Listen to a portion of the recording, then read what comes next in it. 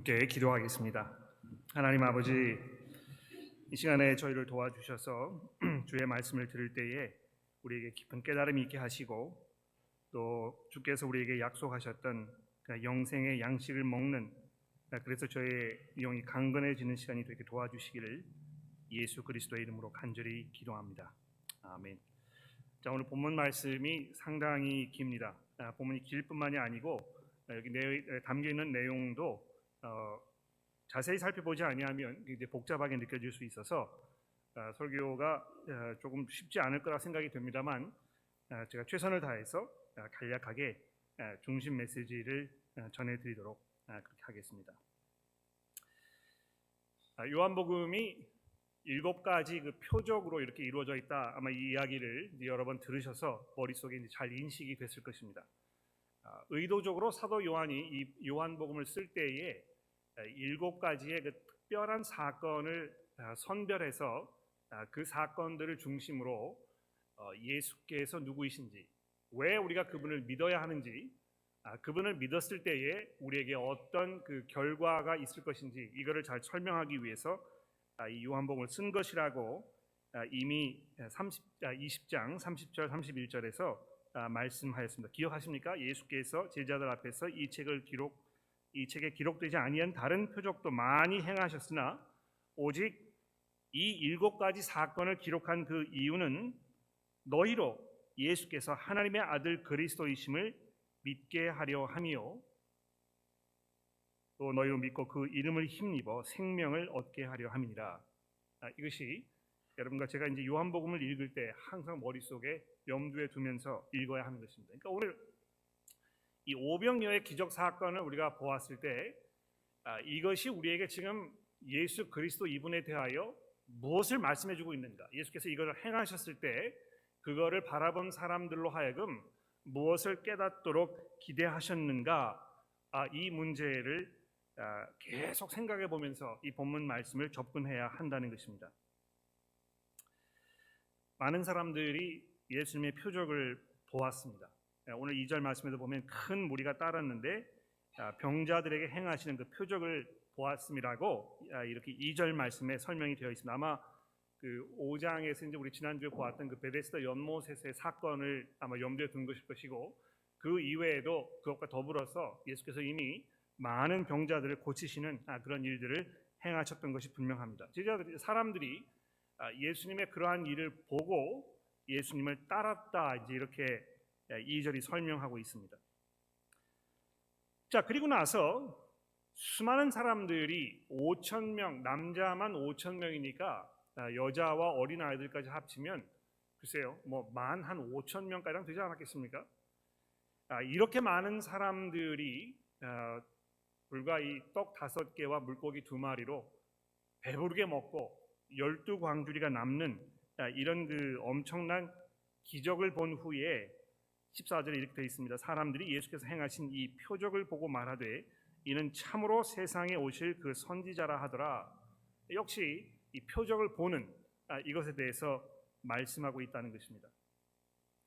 그러니까 이 예수께서 표적을 행하셨을 때 사람들이 이제 그거를 보면서 무엇인가 인지하고, 또 그 표적이 우리에게 가르쳐 주는 바, 이거를 깨닫게 되고, 그러므로 인해서 우리 안에 믿음이 생기고, 이 믿음의 결과로 예수께서 우리에게 주시는 이 영생의 자리로 가도록 이렇게 의도하셨다는 것입니다. 보는 것이 굉장히 중요한데요, 보는 것만으로 충분하지 않은 때가 굉장히 많습니다. 제가 뭐 여러 번 말씀을 드렸습니다만, 중세 시대의 사람들이 하늘을 쳐다보았을 때 해가 뜨고 해가 지는 이런 모습을 보면서 지구가 우주의 중심인 게 분명하다, 이런 결론을 내린 건 아닙니다. 눈에 그렇게 보였거든요. 이 충분히 그 당시의 어떤 그 사고력, 과학적인 방법으로 봤을 때 세계가 그렇게 돌아가고 있다고 설명하는 것이 아주 합리적이고 당연한 것이었다는 것입니다. 그러니까 그 당시에 그 과학 방법을 의존해서 내렸던 결론이 아주 타당하고 합리적이고 이 충분히 납득할 만한 그런 설명이었다는 것입니다. 그러나 우리가 알고 있는 대로 우리가 눈에 보이는 그것만이 전부가 아니라는 것을 우리가 깨달을 수 있고, 또 눈에 보이는 것을 우리가 어떻게 이해할 것인가, 이것이 지금 우리에게 무엇을 이야기해 주는 것인가, 이것은 그냥 우리가 보는 것만을 통해서 자연히 얻어지는 것이 아니라는 것입니다. 똑같은 일을 경험해도, 똑같은 일을 목격해도 사람에 따라서 어떤 그 자라온 환경이나 뭐 성향이라든지 성격이라든지 이런 모든 것에 근거해서 서로 다른 결론을 내리는 경우가 상당히 많습니다. 그렇지 않습니까? 그러니까 지난주에 제가 어떤 분하고 이야기를 나눴는데요, 그분이 이제 그런 이야기를 하셨어요. 성경에서 같은 사건, 특히 이제 예수님의 어떤 그 기적 사건 이런 걸 설명할 때 마태, 마가, 누가, 요한 이렇게 이제 있는데, 거기에 기록되어 있는 그 한 가지 사건이 모든 사람들에게 아주 똑같이 설명이 되어 있는 것이 아니고, 마태나 마가나 누가나 또 요한이 약간씩 다르게, 다른 관점에서 다른 방법으로 이걸 설명하는 그 내용을 내가 보면서 이 성경이 만들어낸 것이 아니구나 하는 것에 대한 확신이 서게 되었다, 이렇게 이해하신 걸 제가 들었습니다. 그분이 하신 이야기를 잘 들어보십시오. 굉장히 중요한 이야기입니다. 이거를 조작을 해서 받아쓰기처럼 이렇게 해가지고 이런 사실을 이렇게 기록해서 한치의 오차도 없이 해라 이렇게 했었으면 이거는 실제로 벌어진 일이기보다는 이걸 조작해가지고 이렇게 적도록 통제한 것이 분명하다, 이런 결론이 타당하지 않겠습니까? 그러나 사람들의 눈에는요, 보이는 것이 때에 따라서, 시기에 따라서, 또 그 사람의 현재 상황에 따라서 약간씩 다르게 볼 수 있다는 것입니다. 중요한 것은 내가 이 예수께서 하신 이 일을 보았을 때 그 일을 보면서 어떤 결론에 도달할 것인가 하는 이 문제를 던지는 게 아주 중요한데요, 그 결론을 내가 내리는 것이 아니고 예수께서 우리에게 설명해 주고 계신다는 것입니다. 그러니까 이 많은 사람들이 표적을 보았다고 두 번이나 지금 이 2절과 14절에서 이야기했습니다만, 좀 더 내려가셔서 오늘 본문 말씀에 이 26절에 있는 예수님의 말씀을 들어보십시오. 예수께서 대답하여 이르시되, 그러니까 이제 사람들이 예수님께서 이 오병이어의 기적을 일으키신 것을 보고 이제 뭐 막 흥분해가지고 예수님을 왕으로 삼으려는 그런 움직임이 있었는데, 거기에 덧붙여서 이제 더 많은 사람들이 예수님을 막 따라다니니까 26절에 예수께서 이렇게 대답하셨습니다. 내가 진실로 진실로 너에게 이르노니 너희가 나를 찾는 것은 표적을 본 까닭이 아니요, 이렇게 되어 있습니다. 그러니까 여기 표적을 본 까닭이 아니라 이렇게 이야기하셨던 것은 그들이 표적을 보지 못했다는 걸 말하는 것이 아니고, 왜냐하면 표적을 다 봤거든요. 그래서 사람들이 이제 예수님 따라다니는 것인데, 여기 표적을 본 까닭이 아니라고 이야기하셨을 때는 이 표적이 의미하는 바가 무엇인지 깨닫지 못하면서 나를 따라오는 것이기 때문이다, 이렇게 이야기하셨습니다. 그 이유가 무엇입니까? 너희가 나를 찾는 것은 표적을 본 까닭이 아니요 떡을 먹고 배부른 까닭이로다. 잘 생각해 보시면 이것이 여러분과 저의 신앙에 아주 눈이 번쩍 뜨이는 그런 아주 심각한 평가일 수 있습니다. 내가 왜 예수를 믿는 것인가? 이 기복신앙이라는 걸 생각해 보십시오. 예수를 잘 믿어야 내가 행복해지고, 예수를 잘 믿어야 내 마음에 원하는 모든 것들이 응답되고, 예수를 잘 믿어야 내가 오래 큰 탈 없이 이 세상에서 행복한 삶을 살 수 있을 것이다. 그러니까 마치 오랜 동안 이 결혼을 하지 않아서 결혼에 대해서 아주 갈급한 그런 그 마음을 갖고 있는 분들이 결혼하게 되면은 모든 문제가 다 해결될 것 같은 그런 그 망상에 사로잡혀 있습니다. 그렇죠? 가지고 있는 기대가 있을 수 있지만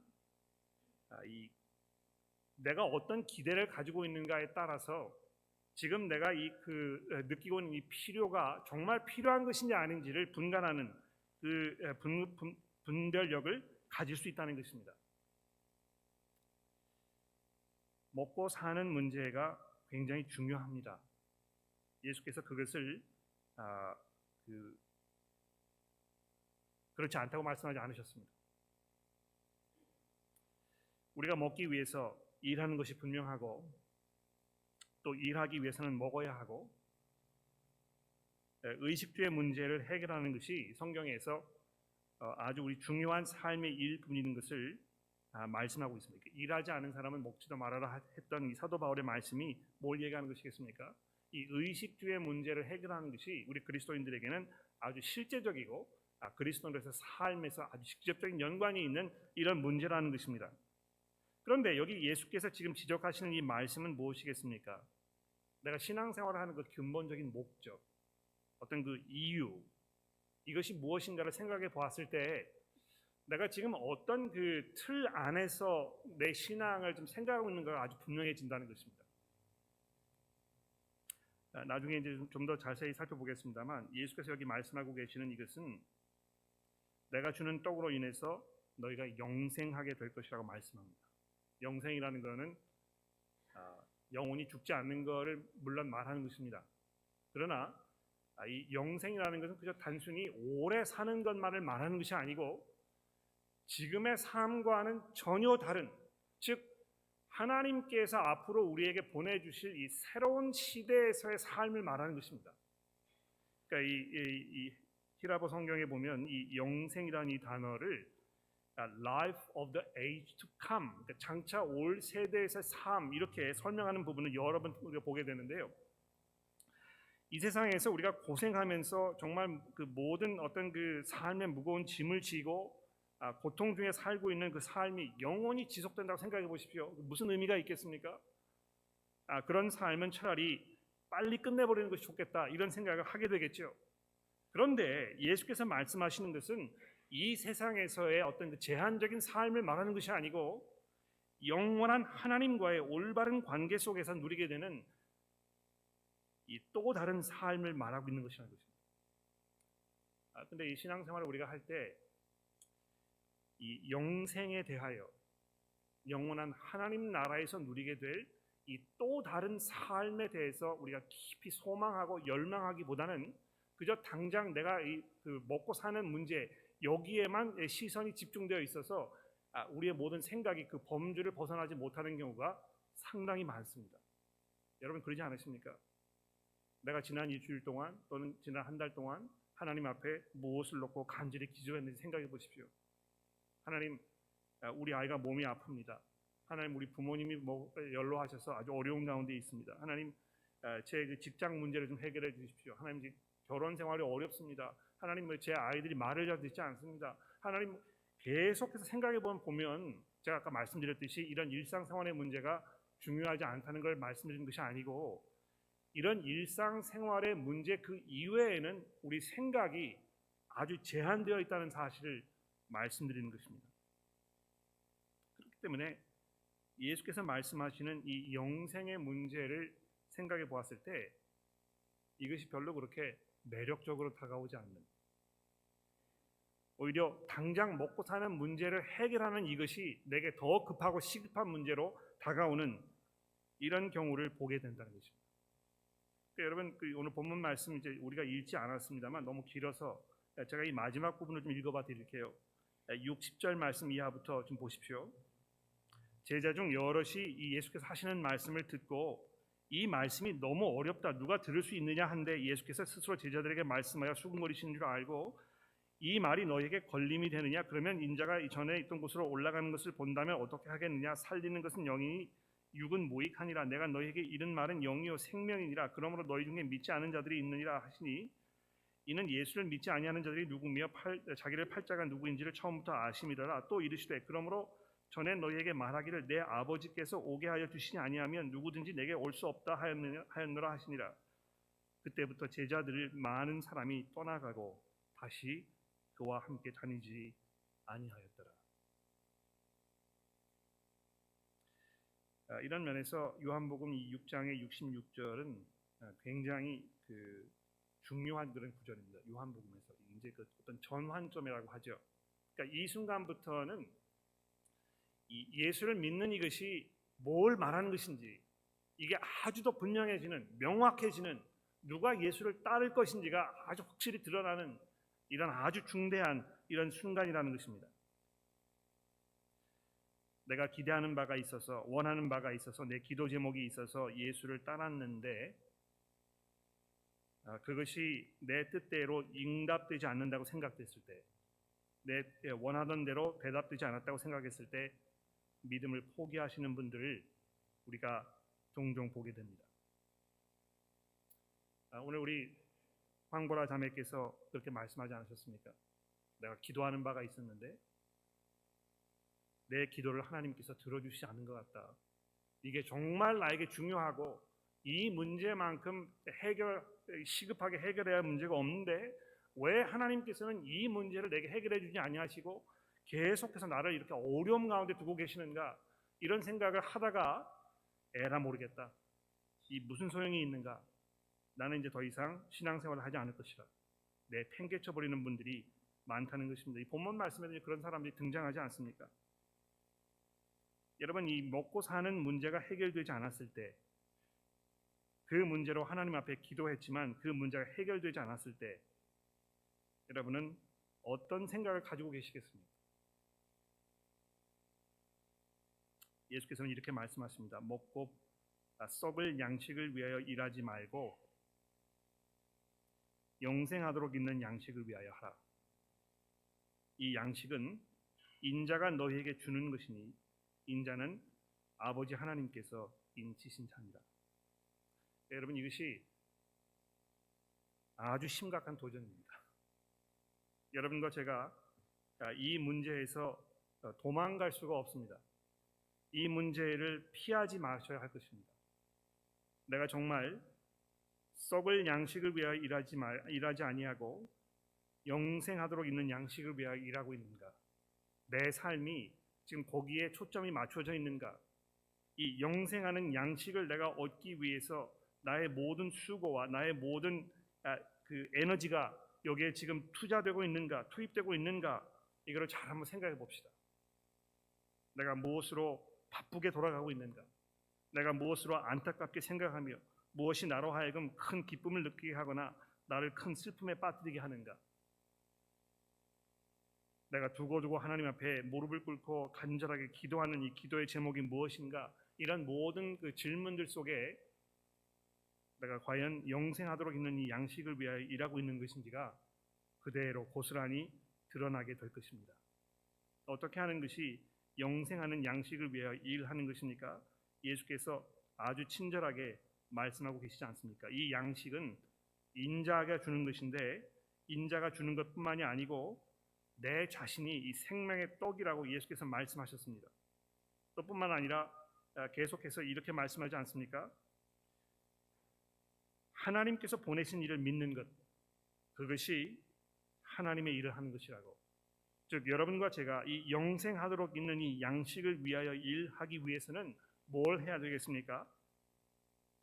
생명의 떡으로 이 땅에 오신 예수 그리스도 그분을 믿는 것입니다. 많은 사람들이 내가 예수를 믿는다고 이야기하기는 쉽습니다. 물론 이 자리에 예수 믿는 것이 어떻게 하는 것인지 잘 모르겠다고, 나는 믿음을 갖고 싶어도 믿음이 생기지 않는다고 이렇게 하소연하시는 분들이 있는 거 제가 알고 있습니다. 그런데 그분들 잠깐 제가 옆에 모셔두고요. 많은 사람들이 예수를 믿는다고 이야기하는데 큰 어려움을 느끼지 않는다는 것입니다. 신앙생활을 오래 하다 보면, 교회 안에서 자라다 보면 어느 시점에선가는 자연스럽게 내 입에서 내가 예수를 믿는다고 이야기하는 것이 그렇게 어렵지 않다는 것입니다. 그런데 내가 이해하고 생각하고 있는 이 믿음이라는 이것이 예수께서 정말 말씀하고 계시는 그 믿음인가에 대해서는 우리가 돌아보면서 한번 점검을 해볼 필요가 있습니다. 왜 그렇습니까? 이 믿음이라는 이것은 첫 번째로 우리에게 말할 수 없는, 우리가 말로 형용할 수 없는 놀라운 혜택을 가져다 주기 때문에 그렇습니다. 내가 믿음을 가지고 있다면 그 믿음이 여러분과 저의 마음속에 우리가 말로 잘 설명하기 어려운 그런 깊은 만족이 주어진다는 것입니다. 이 35절의 말씀을 보십시오. 예수께서 이르시되 나는 생명의 떡이니 내게 오는 자는 결코 줄이지 아니할 터이요 나를 믿는 자는 영원히 목마르지 아니하리라. 이렇게 아주 단호하게 말씀하셨다는 것입니다. 그러니까 우리가 이 구절을 읽을 때에 우리에게 스스로 무슨 질문을 해야 되겠습니까? 내가 예수 믿은 지가 이제 10년이 되었는데, 20년이 되었는데, 내가 정말 이 예수께서 말씀하셨던 이 35절의 이 말씀을 내가 믿음으로 고백할 수 있는가? 내가 예수를 믿고 있기 때문에 내가 더 이상 줄이지 아니하고, 내가 예수를 믿고 있기 때문에 나는 더 이상 갈증을 느끼지 않는 그런 상황이 있다고 말할 수 있는가? 거기에 대한 대답이 우리 믿음의 이 진정성, 이거를 이야기해 준다는 것입니다. 주중에 시니어 그룹이 있었습니다. 여기 우리 교회 어르신분들 여러분들이 시니어 그룹에 오셨었는데요. 제가 누구라고 이렇게 이름을 말씀드리지는 않겠습니다만 시니어 그룹에 오셨던 교우분 중에 한 분이 그렇게 이야기하셨습니다. 내가 예수를 믿은 다음에 나는 더 이상 바랄 것이 없다. 근데 그분의 삶을 이렇게 보면 사실 섭섭하고 또 원하시는 것이 많이 있는 게 당연한 그런 형편에 계신다고 저는 생각해요. 왜 그런지 제가 설명드리지 않겠습니다만 누가 보아도 그분의 삶을 이렇게 봤을 때 야, 저렇게 살면, 저런 상태로 살면 세상 사람들이 별로 그렇게 신앙생활 하는데 매력을 느끼기가 어려울 것이다. 원망하기가 쉽고 또 스스로에게 대해서 절망감을 느끼거나 또는 자격지심을 느끼거나 이러실 수 있을 것 같다. 이렇게 생각이 되는 분인데 그분이 저는 그분이 하신 그 말씀을 믿습니다. 내가 예수 믿은 다음에 저는 더 이상 원하는 것이 없습니다. 그럼 뭘 바라보고 사십니까? 예수 만나는 그 날을 바라보면서 삽니다. 이러한 고백이 예수께서 오늘 본문 말씀에서 이야기하고 계시는 그 믿음의 진수라는 것입니다.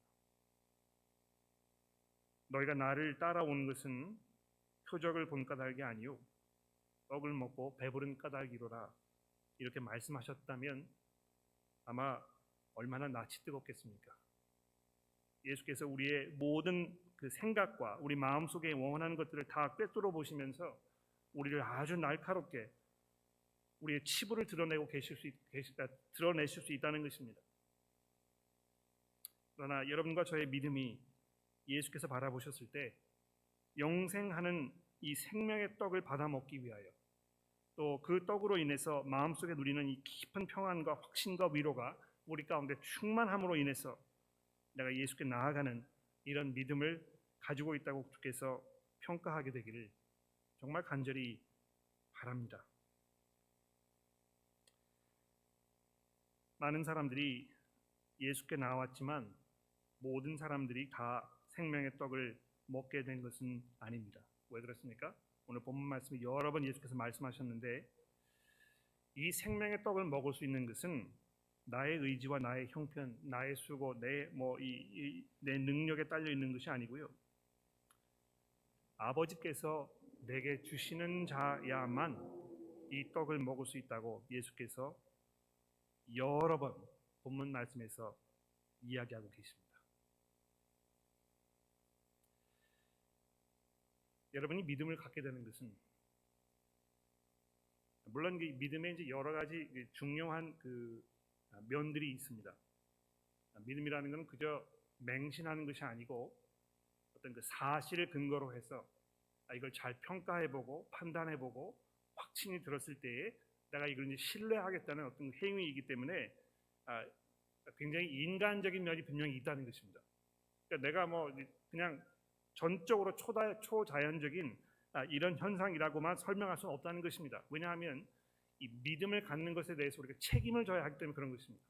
그러니까 믿지 않는 사람에게 예수께서 너 왜 믿지 않았느냐고 이 책임 추궁을 하실 수 있는 그 이유가 바로 거기 있는 것입니다. 왜냐하면 믿지 않기로 내리는 이 결정은 내가 내리는 결정이기 때문에 그렇습니다. 마찬가지로 내가 예수를 믿어야 되겠다고 하는 그 마음을 먹는 것도 나의 결정인 것입니다. 그런데 그것이 전부가 아니고 이 본문 말씀에서 예수께서 하시는 또 중요한 이야기는 그 믿음을 갖게 되는 이것이 하나님의 은혜의 결과라는 것을 말씀하고 계신다는 것입니다. 나를 보내신 이의 뜻은 내게 주신 자 중에 내가 하나도 잃어버리지 아니하고 39절입니다. 마지막 날에 내가 살리는 이것이니라. 내 아버지의 뜻은 아들을 보고 믿는 자마다 영생을 얻는 이것이니 마지막 날에 내가 이를 다시 살릴 것이라. 그러니까 이게 이제 굉장히 중요한 이슈 아닙니까? 왜냐하면 이 믿음을 갖는가 갖지 않는가에 따라서 이 마지막 날에 내가 어떤 이 종착역에 이를 것인가 이 문제가 아직 결정되기 때문에 예수를 믿는 믿음을 갖게 되는 것이야말로 우리 인생에 있어서 이 일생일대 가장 중요하고 가장 엄청난 이런 선택이라는 것입니다. 그런데 이 선택은 44절에 예수께서 말씀하셨듯이 나를 보내신 아버지께서 이끌지 아니하시면 아무도 내게 올 수 없으니 오는 그를 내가 마지막 날에 다시 살리라고 하셨던 이 말씀과 같습니다. 아마 그런 질문을 여러분 스스로 던져보셨을 것이고 또 누가 여러분들에게 그런 질문을 하신 적도 아마 있을 것입니다. 제가 구원의 확신이 없습니다. 내가 구원받았는지 안 받았는지 잘 모르겠고요. 더군다나 하나님께서 나를 택하셨는지도 내가 잘 모르겠습니다. 확신이 없습니다. 어떻게 알 수 있습니까? 내가 어떻게 하면 하나님께서 나를 특별하게 사랑하셔서 자기의 자녀로 삼으셨고 나를 하나님의 은혜 가운데 부르셨다고 확신할 수 있습니까? 아무도 내게 그것을 이야기해 준 사람이 없고 내가 무슨 환상을 보거나 어떤 음성을 들어서 하나님의 어떤 그 분명한 약속을 내가 받은 적도 없습니다. 어떻게 알 수 있습니까? 주변에 구원의 확신이 있다고 이야기하시는 사람들을 보면서 한편으로는 부러워하는 마음이 들기도 하고 한편으로는 약간 냉소적으로 저 사람들 분명히 거짓말하고 있다는 것이 하고 있는 게 분명하다 이렇게 느끼실 수도 있을지 모르겠습니다. 그런데 여러분 제가 드리는 이 말씀을 잘 들어보십시오. 여러분과 제가 하나님께서 나를 선택하셨다는 것을 확신할 수 있는 아주 분명한 길이 있습니다. 그 길은 무엇입니까? 지금 내가 이 들은 예수 그리스도의 그 복음에 대해서 내가 어떤 마음을 가지고 있는가를 살펴보시면 하나님께서 여러분을 선택하셨는지 아닌지 분명히 알 수 있다는 것입니다. 여러분 그리스도를 향한 믿음을 가지고 계십니까? 그리스도께서 생명의 떡이시며 우리가 그분을 받아 먹었을 때에 더 이상 우리 영혼이 줄이지 아니하고 목마르지 아니할 것이라는 이 확신 가운데 살고 계십니까? 내가 정말 예수 그리스도를 내 삶의 주인으로 모시고 그분을 나의 구주로 고백하면서 내가 그분의 영광과 그분을 위해서 내 삶을 헌신하며 그분께 예배를 드리고 모든 영광을 그분 앞에 돌려드려야겠다는 이 결신의 마음이 여러분 가운데 일어나고 계신 것입니까? 그것은 바로 그것이 여러분의 그러한 고백이 하나님께서 여러분을 선택하셨다는 그 증거라는 것입니다. 왜 그렇습니까? 여러분이 그러한 믿음을 갖게 되신 그 근거는 하나님께서 여러분을 그 자리로 부르셨기 때문이라는 것입니다. 그럼 뭐 그런 확신이 없으면 나는 하나님께서 선택을 하지 않으신 것입니까? 그럼 뭐 저는 이제 소망이 없네요. 이제 이렇게 이야기하시는 분들에게 또 말씀드릴게요. 그러므로 믿으셔야 하는 것입니다. 아시겠습니까?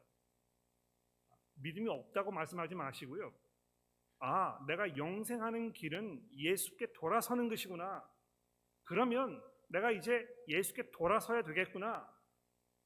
이 선택을 하시라는 것입니다. 더 이상 이것을 미루지 마시고 내가 다른 어느 시점에선가 하겠다고 이야기하지 마시고 이제 들으실 만큼 들으셨고 성경이 우리에게 이야기하고 있는 이 예수의 사건이 지어낸 이야기가 아니라는 것을 이제 알고 계실 테니까 더 이상 뒤로 미루지 마시고 오늘 이 순간 이 자리에서 이제 내가 나의 모든 어떤 그 주저함과 또 망설였던 것을 떨쳐버리고 내가 이 순간부터 그리스도를 나의 구주로 고백해야 되겠다는 선택을 하시라는 것입니다. 바로 그것이 하나님께서 여러분들을 부르셨던 그 증거라는 것입니다. 마지막으로 한 가지만 더 말씀드리고 정리해 보도록 하겠습니다. 드리고 싶은 말씀이 좀 많습니다만 시간이 모자라기 때문에 정리를 해야 될 것 같습니다. 오늘 본문 말씀해 보시면 특히 이제 53절 이하에 예수께서 이렇게 말씀하십니다. 내가 진실로 진실로 너희에게 이르노니 인자의 살을 먹지 아니하고 인자의 피를 마시지 아니하면 너희 속에 생명이 없느니라. 약간 섬뜩하죠, 그렇죠? 살을 먹는다, 인자의 피를 마신다 이렇게 하니까 이게 무슨 식인종인가 이런 생각을 하실지 모르겠어요. 실제로 그 1세기에 쓰여졌던 그 문서들을 보면 이 그리스도인들을 향해서 이 식인하는 사람들이라고 기록했던 그런 문서가 남아 있는 거 제가 읽어본 적이 있습니다. 여러분, 근데 이 믿음을 설명하면서 이러한 방식으로 표현하는 그 이유가 분명히 있습니다. 저는 먹는 걸 굉장히 좋아하는 사람입니다. 제가 한국에 2주 동안 나가 있을 때 가장 기억에 나는 것은 먹는 일입니다. 뭐 나중에 저 찾아오셔서 뭘 먹었는지 물어보세요. 제가 낱낱이 시간별로 다 설명을 드릴게요. 먹는 게 굉장히 중요하거든요. 저는 왜 그러냐 하면 이 먹는 것을 통해서 내가 살아있다는 걸 느끼게 되고 먹는 것이 주는 그 아주 특별한 그런 그 쾌감 이런 게 있다는 것입니다. 성경 다른 곳에 보면 와서 하나님을 맛보라 하는 그런 그 초대가 있지 않습니까? 예수를 향해서 믿음을 갖게 된다는 것은 마치 그분을 곱씹고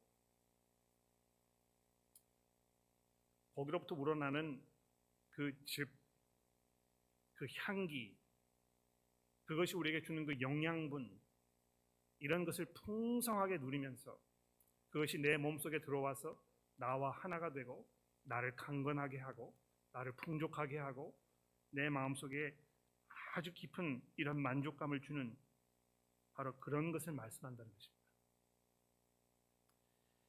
이것이 그 성찬식을 말하는 것이 아니고 예수를 향한 그 믿음 갖는 것 이것을 말씀하는 것을 이야기 드리면서 제가 정리를 하도록 하겠고요. 혹시 주중에 세워지기 그룹에서 공부하시면서 다루셨던 내용 중에 오늘 설교 시간에 제가 언급하지 않았던 다른 질문들이 있으시면 점심 먹는 시간에 꼭 저를 찾아오셔서 추가 질문해 주시면 그러면 좋겠습니다. 기도하겠습니다.